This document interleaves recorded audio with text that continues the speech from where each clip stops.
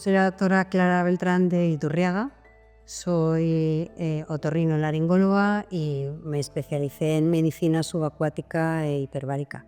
Bueno, pues son diferentes, son dos disciplinas médicas diferentes que se solapan en algún punto, pero la medicina hiperbárica es la parte de la medicina que estudia la fisiología y la fisiopatología que se produce en el organismo cuando se somete a una presión superior a la ambiental. La presión normal a nivel del mar es de 1 atmósfera y cuando el organismo se somete a presiones más elevadas, pues eso origina pues una serie de cambios, que es lo que estudia esta medicina. Sus cambios, el desarrollo de ellos, la prevención, el tratamiento, etcétera, etcétera.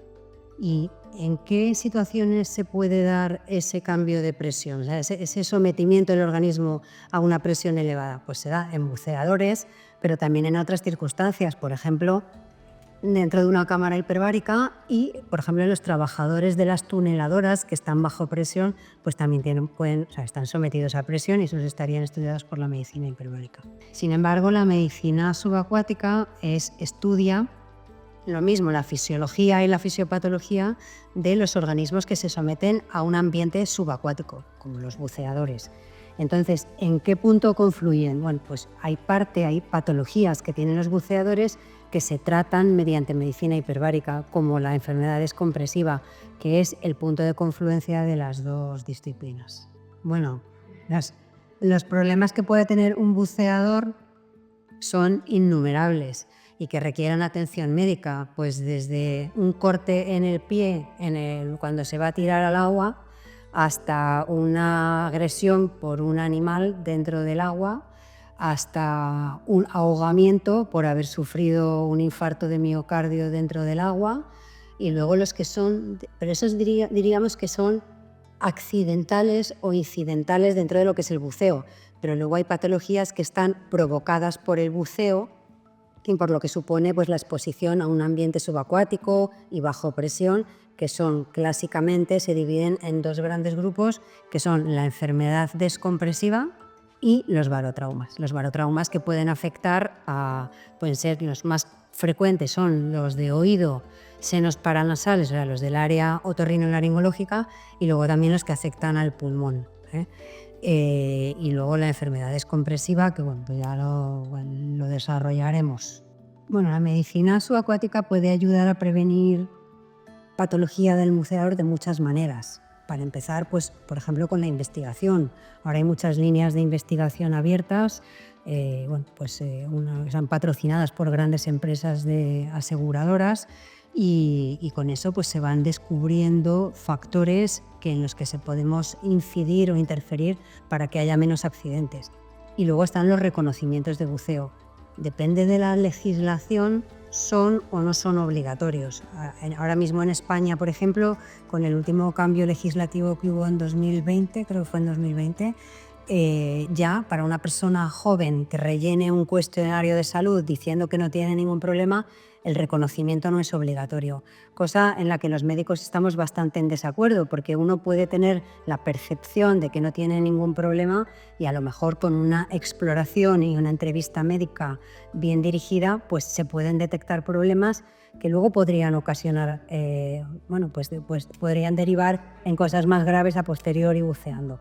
Pero el reconocimiento médico y una buena entrevista es otro de los factores en los que la medicina subacuática puede ayudar a prevenir accidentes. Bueno, pues el objetivo de la medicina subacuática, en parte ya lo he descrito, que es la prevención el estudio del aspirante a buceador para descartar si tienen alguna condición que pueda empeorar con el buceo o que pueda ocasionar un problema buceando, porque son cosas distintas. Y por otra parte, pues digamos hacer eso, una selección de candidatos para descartar aquellas patologías en las que buceando pudiese haber pues una lesión importante.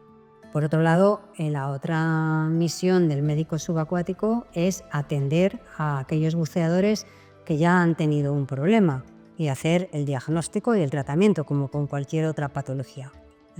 Bueno, pues aquí trabajamos, básicamente somos otorrinolaringólogos. pero especializada en medicina subacuática soy yo la única. Y la verdad es que somos pocos, o sea, médicos y ya otorrinolaringólogos subespecializados en medicina subacuática todavía menos, ¿sí? Y bueno, pues yo soy la que me dedico a la atención de este tipo de pacientes y patologías. Bueno, pues la enfermedad descompresiva son una serie de patologías o condiciones patológicas que se desarrollan en el organismo cuando se forman burbujas más allá de las que el organismo es capaz de eliminar. Lo explico. Cuando buceamos, al respirar gases bajo presión, siempre se forman unas microburbujas por aquellos gases que no son utilizados en procesos metabólicos. Por ejemplo, los que se llaman gases inertes. Cuando tú respiras aire, hay pues, una proporción de oxígeno, nitrógeno, y el nitrógeno no es utilizado en ningún proceso metabólico, entonces se disuelve en los tejidos y en la sangre bajo presión. Y cuando el buceador o bien satura la capacidad de absorción del nitrógeno o bien asciende demasiado rápido, esas burbujas vuelven, o sea, ese gas que está disuelto se transforma en burbujas que circulan por la sangre hasta llegar al filtro pulmonar. Si esas burbujas no son excesivas, pues con la respiración el propio buceador, y siempre y cuando no ascienda demasiado rápido, las va eliminando, ¿eh? Pero el problema es cuando has saturado demasiado los tejidos o el ascenso lo hace demasiado rápido, sucede como cuando abres una botella de champán, que de repente el gas que está disuelto se transforma en burbujas y eso pues, puede dar lugar, por ejemplo, a obstrucción de vasos sanguíneos, impidiendo que los tejidos que ese vaso sanguíneo irriga se vascularicen, o sea, forma como un tapón, una burbuja es como un tapón en la arteria y entonces deja tejidos sin vascularizar. Y bueno, pues esto da lugar a, y aparte, pues esa burbuja dentro de la sangre produce unas alteraciones reológicas dentro de la sangre en cuanto a su viscosidad, y que puede dar lugar pues a una coagulación intravascular diseminada y con fracaso multiorgánico. O sea, esto hay unos niveles de gravedad, pues desde lo que es una enfermedad descompresiva leve, que podemos hablar de ello, hasta una enfermedad descompresiva grave que puede originar la muerte del buceador. Bueno, a mí en general, claro, estamos en un centro que se encuentra en Madrid.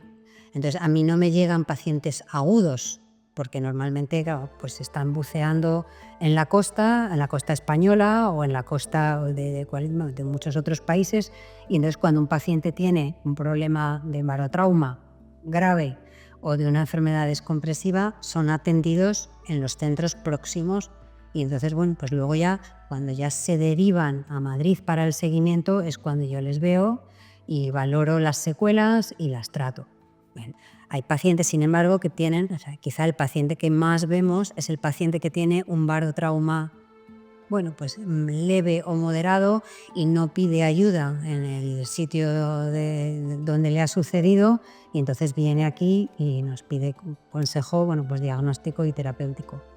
Y sobre todo hablo de barotraumas, porque las enfermedades descompresivas normalmente desde el centro hiperbárico donde son tratados, porque la enfermedad descompresiva siempre hay que tratarla siempre la enfermedad descompresiva de una cierta importancia hay que tratarla en cámara hiperbárica.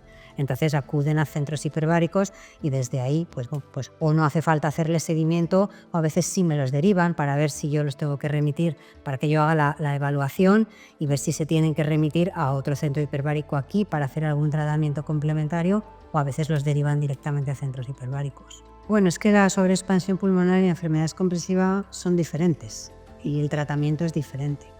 La enfermedad descompresiva, que ya he explicado, pues el proceso por el que se producen las burbujas, es el tratamiento, digamos, único que tiene una enfermedad descompresiva. Vamos a diferenciar, de todos modos, para hablar de esto, en enfermedad descompresiva leve, en el que puede haber pequeñas burbujitas en los tejidos que pueden originar un rash cutáneo, dolores articulares, una sensación de fatiga.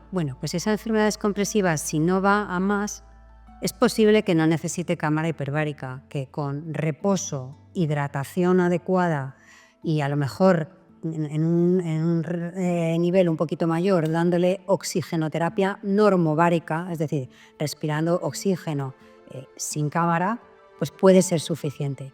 Pero cuando una enfermedad descompresiva tiene una cierta ya prestancia, una cierta importancia, es imprescindible el tratamiento en cámara hiperbárica, es decir, es el único tratamiento. Bueno, pues es que hay de distintos tipos. Es lo que te decía, hay enfermedades descompresivas leves que solamente se manifiestan por cansancio y a veces ni se llegan a identificar. Otras que son, bueno, es bastante inequívoco cuando una persona ha buceado y le sale un rash torácico que es entre rojo y violáceo y que se acompaña de picor y dolores musculares o dolores articulares en los hombros, en los codos, los que se llaman clásicamente bends, pues eso es inequívoco de enfermedad descompresiva. Y a veces la enfermedad descompresiva más grave en su fase inicial es más difícil de diagnosticar porque el paciente o el buceador puede referir que se encuentra muy cansado, que se encuentra mareado o nauseoso o que siente un hormigueo en las piernas, pero eso nos debe hacer sospechar porque si eso se deja evolucionar puede derivar en un vértigo o hasta en una paraplegia. O sea, pues sí, claro, he tenido el típico barotrauma de grado leve de oído medio que yo, vamos, en mi experiencia, cualquier buceador que lleve una serie de años buceando lo ha tenido. Yo he realizado además varios estudios de campo haciendo impedanciometrías, que es una medida de la presión en el oído medio, y otoscopias, es decir, mirando en los tímpanos en grupos grandes de buceadores, y te puedo decir que prácticamente el 100% tienen algún nivel de afectación de barotrauma de oído medio cuando haces en estos viajes que se hacen de vida a bordo y que se hacen inmersiones sucesivas. Pero la hipoxia es una falta de oxigenación, una disminución del oxígeno en sangre, pero normalmente al revés, en mi buceo hay más riesgo de hiperoxia que de hipoxia. O sea, hay mezclas que se utilizan en el buceo que son más ricas en oxígeno y entonces el riesgo del buceador con este tipo de mezclas precisamente es la intoxicación por oxígeno. Entonces, en el buceo no se da una situación de hipoxia. La hipoxia se da pues al revés, en los montañeros, pues que tienen subir altitudes. Claro, entonces, al subir altitudes disminuye la presión parcial del oxígeno en el ambiente y la presión parcial del oxígeno en sangre. Entonces puede haber pues un desmayo por una falta de oxigenación cerebral y puede haber, pero en el buceo precisamente esta patología no se da. Bueno, pues son dos disciplinas realmente diferentes que se solapan en algún punto. La medicina hiperbárica estudia pues los problemas, o sea, la fisiología y la fisiopatología de los organismos que están sometidos a altas presiones o a presión superior a la presión ambiental, que a nivel del mar es una atmósfera. Esta situación se puede dar en buceadores, se puede dar en personas que están dentro de una cámara hiperbárica y se da también, por ejemplo, en trabajadores de tuneladoras que están sometidos a presión. Por otro lado, la medicina subacuática estudia la fisiología, la fisiopatología y los problemas de los organismos que están sometidos a un ambiente subacuático.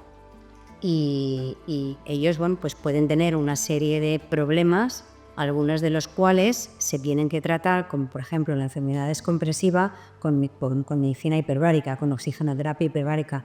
Y este es el punto de confluencia de las dos disciplinas.